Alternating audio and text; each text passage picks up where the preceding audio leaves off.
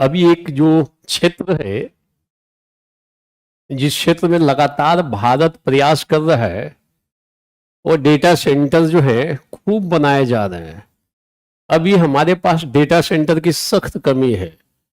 जो डेटाज है उनको बहुत सारी जो कंपनियां हैं अपने दूसरे देश में स्टोर कर रही हैं, वहां बड़े बड़े स्टोरेज बने हुए हैं। अभी भारत में डेटा सेंटर्स का खूब स्कोप है।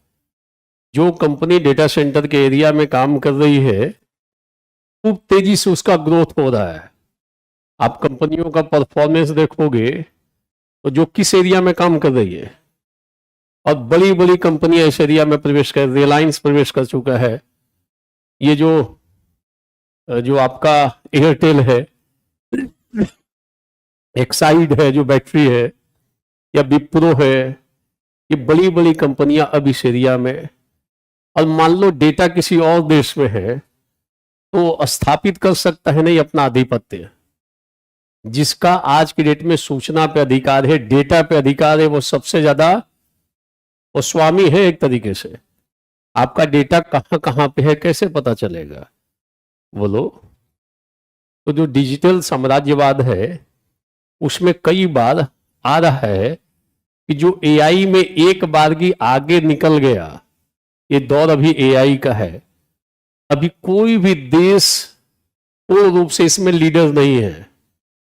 भारत भी प्रयास कर रहा है। भारत ने भी 500 करोड़ का एक फंड बनाया है, इंडिया एआई मिशन बनाया गया है, पता है, भारत सरकार भी। इसके अलावा अलग अलग कंपनियां एआई पे बहुत इन्वेस्ट कर रही है। तो जो एक बार आगे निकल गया डिजिटल फील्ड में, इस वाले फील्ड में, औरों को उठने भी नहीं देगा वो। ये ध्यान रखना। कोई देश चाहेगा कि 10 साल के बाद हम उठ जाए तो मुश्किल होगा।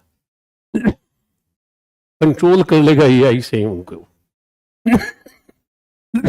सॉरी। तो डिजिटल साम्राज्यवाद की स्थिति बढ़ रही है।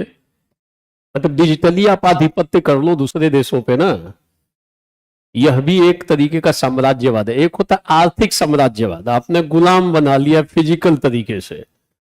आज की डेट में भौतिक तरीके से गुलाम बनाने की जरूरत, उसके पूरा सूचना तंत्र पे आप कंट्रोल कर लो, डेटा पे कंट्रोल कर लो, वैसे आप गुलाम बना लोगे।